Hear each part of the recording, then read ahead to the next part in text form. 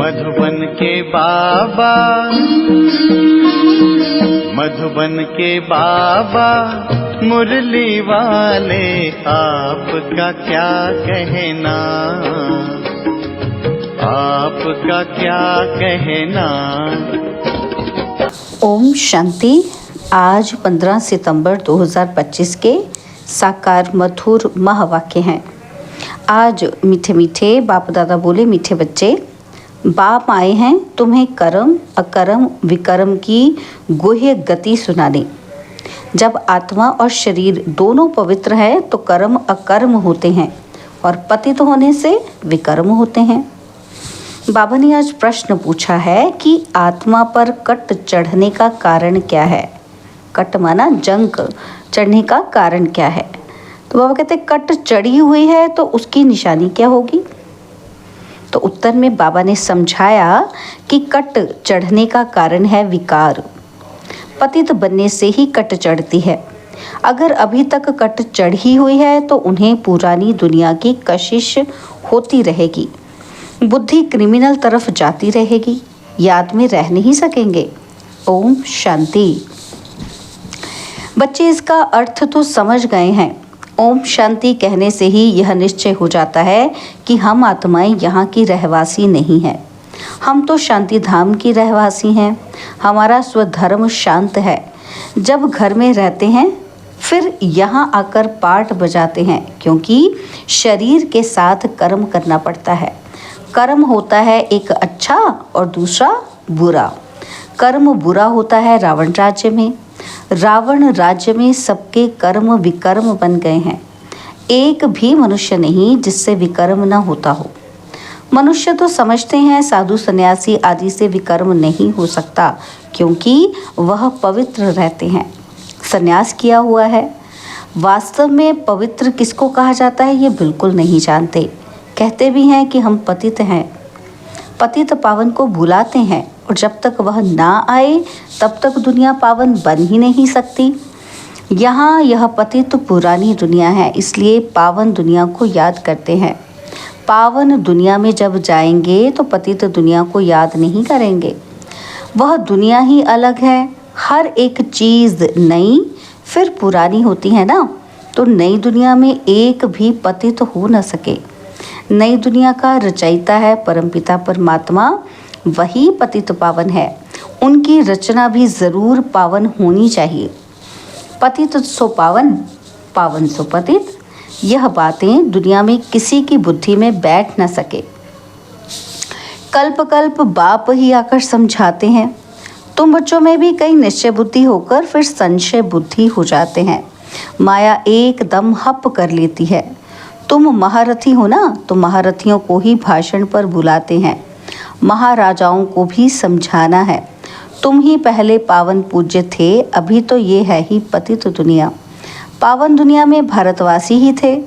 तुम भारतवासी आदि सनातन देवी देवता धर्म के डबल सिरताज संपूर्ण निर्विकारी थे। महारथियों को तो ऐसे समझाना होगा ना, तो इस नशे से समझाना होता है। भगवानुवाच क्या कहते हैं बाबा, काम चिता पर बैठ सावरे बन जाते हैं, फिर ज्ञान चिता पर बैठने से गोरा बनेंगे। अब जो भी समझाते हैं वह तो काम चिता पर बैठ ना सके, परंतु ऐसे भी हैं जो औरों को समझाते समझाते काम चिता पर बैठ जाते हैं। आज ये समझाते और कल विकार में गिर पड़ते। माया बड़ी ज़बरदस्त है, बात ही मत पूछो। औरों को समझाने वाले खुद काम चिता पर बैठ जाते हैं, फिर पछताते हैं कि ये क्या हुआ। बॉक्सिंग है ना, तो स्त्री को देखा और कशिश आई और काला मुंह कर दिया। माया बड़ी दुष्टर है। प्रतिज्ञा कर और फिर गिरते हैं तो कितना 100 गुना दंड बढ़ जाता है। वह तो जैसे शूद्र समान पतित हो गया। गाया भी हुआ है ना कि अमृत पीकर फिर बाहर में जाए दूसरों को सताते थे, गंध करते थे। ताली 2 हाथ से बजती है, एक से तो बज न सके, दोनों खराब हो जाते। फिर कोई तो समाचार देते हैं और कोई फिर लज्जा के मारे समाचार ही नहीं देते। समझते हैं कहाँ ब्राह्मण कुल में नाम बदनाम ना हो जाए। युद्ध में कोई हारते हैं तो हाहाकार हो जाता है, अरे इतने बड़े पहलवान को भी गिरा दिया।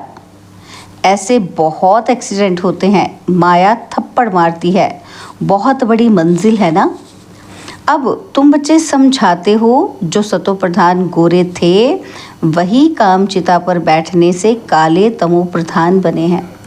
राम को भी काला बनाते हैं, चित्र तो बहुतों के काले बनाते हैं, परंतु मुख्य की बात समझाई जाती है। यहाँ भी रामचंद्र का काला चित्र है। उनसे पूछना चाहिए कि काला क्यों बनाया है। कह देंगे ये तो ईश्वर की भावी, ये तो चलता आता है। क्यों होता, क्या होता, ये कुछ नहीं जानते, बस ऐसे कह देते ये तो चलता हुआ आ रहा है। अब तुमको बाप समझाते हैं कि काम चिता पर बैठने से पतित दुखी वर्थ नॉट अ पेनी बन जाते हैं। ये है निर्विकारी दुनिया, वो है निर्विकारी दुनिया, और ये है विकारी दुनिया। तो ऐसे ऐसे समझाना चाहिए।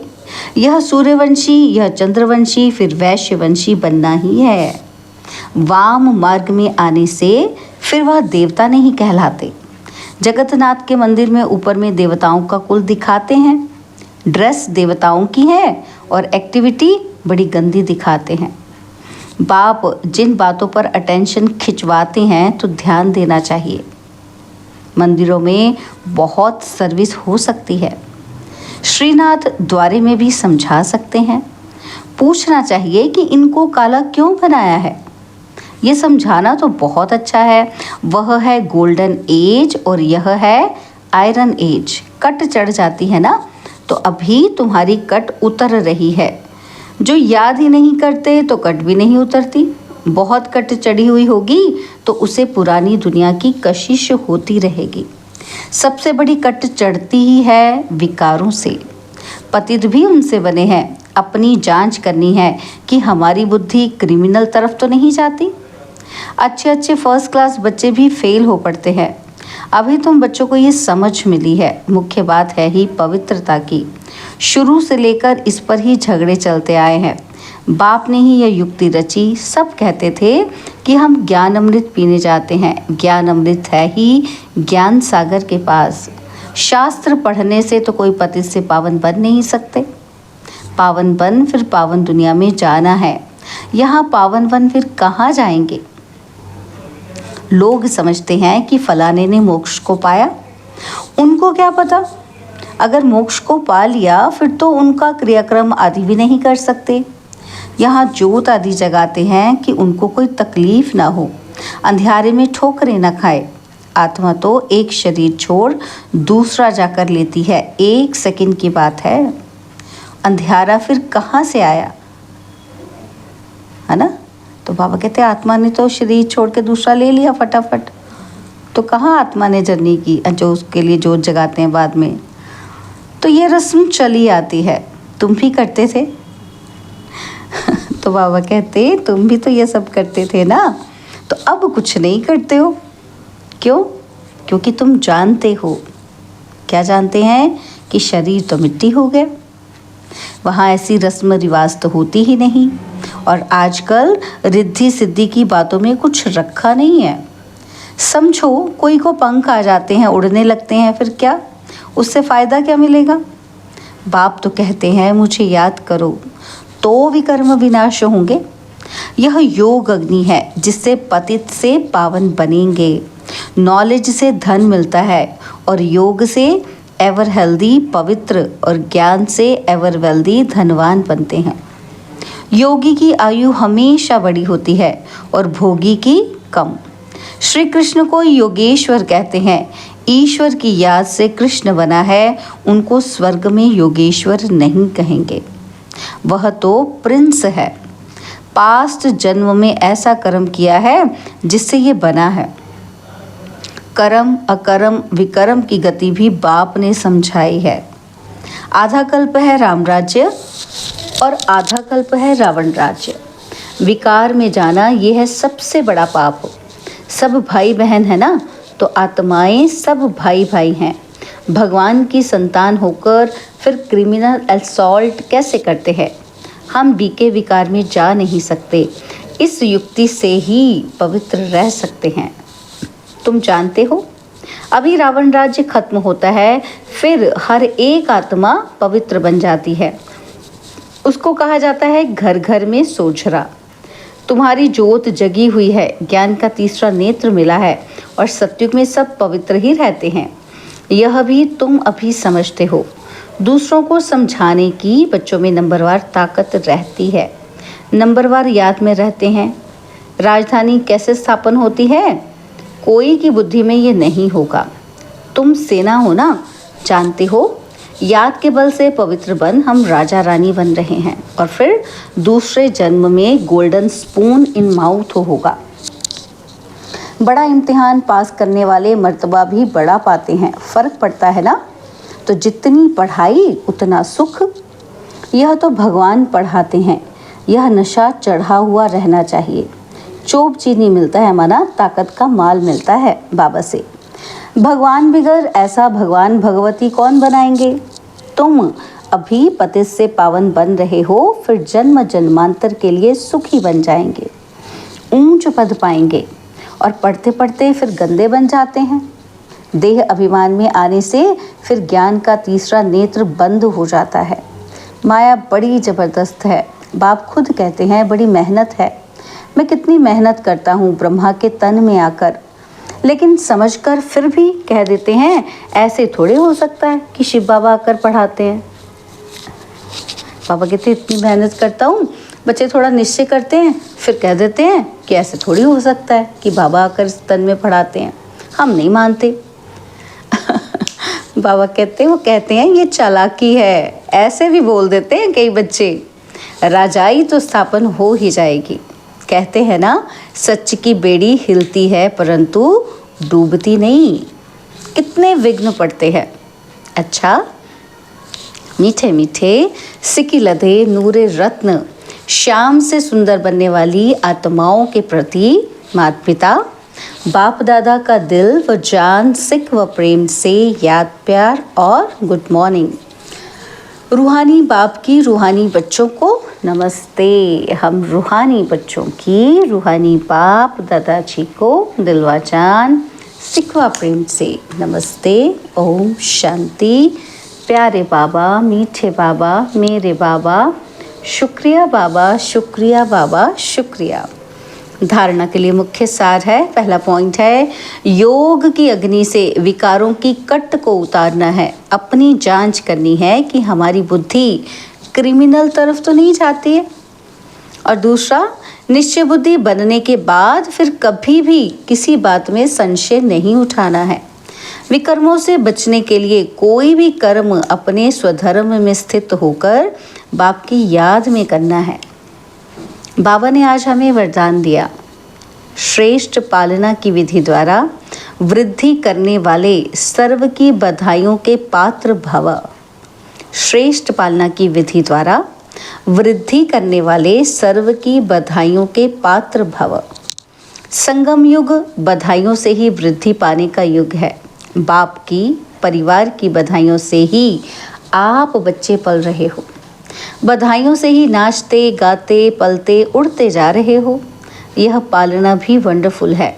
तो आप बच्चे भी बड़ी दिल से रहम की भावना से दाता बनकर हर घड़ी एक दो को बहुत अच्छा कह बधाइयाँ देते रहो। यही पालना की श्रेष्ठ विधि है। इस विधि से सर्व की पालना करते रहो तो बधाइयों के पात्र बन जाएंगे। स्लोगन है, अपना सरल स्वभाव बना लेना यही समाधान स्वरूप बनने की सहज विधि है। अपना सरल स्वभाव बना लेना यही समाधान स्वरूप बनने की सहज विधि है। तो आज मातेश्वरी जी के अनमोल महावाक्य सुनेंगे। तो मातेश्वरी जी आज पुरुषार्थ और प्रारब्ध का बना हुआ अनादि ड्रामा इस विषय पर हम बच्चों को समझा रही हैं। तो मातेश्वरी जी कह रही हैं कि पुरुषार्थ और प्रारब्ध दो चीज़ें हैं। पुरुषार्थ से प्रारब्ध बनती है। यह अनादि सृष्टि का चक्र फिरता रहता है। जो अनादि सनातन भारतवासी पूज्य थे वही फिर पुजारी बने और फिर वही पुजारी पुरुषार्थ कर पूज्य बनेंगे। यह उतरना और चढ़ना अनादि ड्रामा का खेल बना हुआ है। तो जिज्ञासु जी पूछ रहे हैं मातेश्वरी जी से कि मेरा भी यही प्रश्न उठता है कि जब ये ड्रामा ऐसा बना हुआ है तो फिर अगर ऊपर चढ़ना होगा तो आप ही चढ़ेंगे, फिर पुरुषार्थ करने का फ़ायदा ही क्या हुआ? जो चढ़ेंगे फिर भी गिरेंगे, फिर इतना पुरुषार्थ ही क्यों करें? हम सब बच्चों के ये क्वेश्चंस होते हैं ना। तो अब ध्यान से सुनेंगे मातेश्वरी जी क्या समझा रही है। तो मातेश्वरी जी कह रहे हैं कि अच्छा, आपका कहना है कि ये ड्रामा हूबहू रिपीट होता है, तो क्या ऑलमाइटी परमात्मा ऐसे खेल को देख खुद थकता नहीं है? जैसे 4 ऋतुओं में सर्दी, गर्मी आदि का फर्क रहता है, तो क्या इस खेल में फर्क नहीं पड़ेगा? तो मातेश्वरी जी फिर कह रही हैं कि बस यही तो खूबी है इस ड्रामा की। क्या खूबी है? कि ये हूबहू रिपीट होता है। और इस ड्रामा में और भी खूबी है, जो रिपीट होते हुए भी नित्य नया लगता है। तो पहले तो अपने को भी ये शिक्षा नहीं थी, पता ही नहीं था हमें, लेकिन जब अब नॉलेज मिली है तो जो भी सेकंड बाय सेकंड चलता है, भल हूबहू कल्प पहले वाला चलता है, परंतु जब क्या कहते हैं, परंतु जब उनको साक्षी होके देखते हैं ना तो नित्य नया समझते हैं। अब इस सुख दुख दोनों की पहचान मिल गई, इसलिए ऐसे नहीं समझना कि अगर फेल ही होना है तो फिर पढ़े ही क्यों।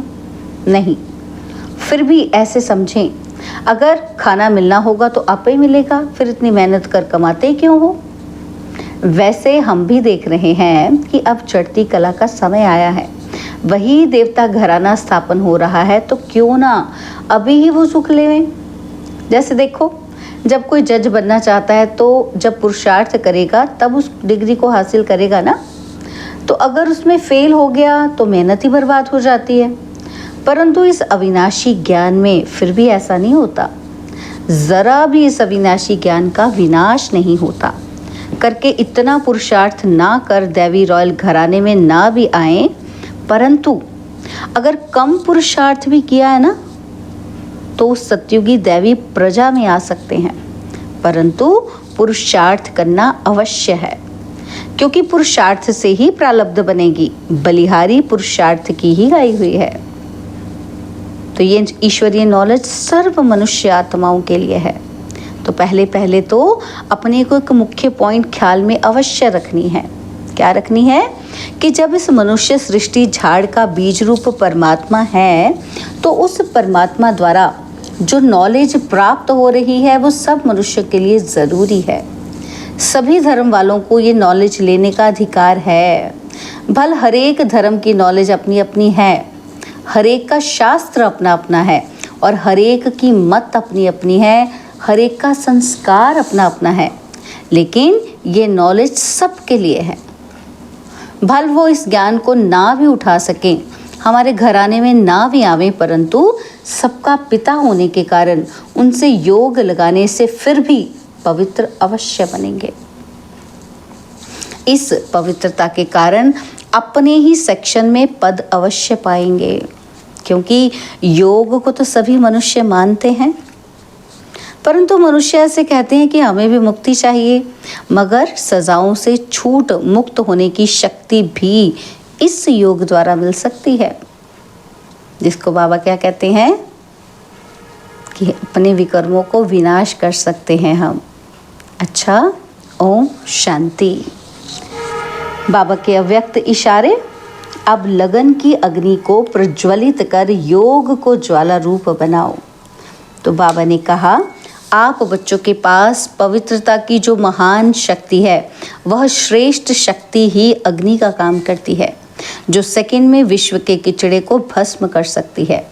जब आत्मा पवित्रता की संपूर्ण स्थिति में स्थित होती है, तो उस स्थिति के श्रेष्ठ संकल्प से लगन की अग्नि प्रज्वलित होती है और किचड़ा भस्म हो जाता है। वास्तव में यही योग ज्वाला है। अभी आप बच्चे अपनी इस श्रेष्ठ शक्ति को कार्य में लगाओ। अच्छा, ओम शांति।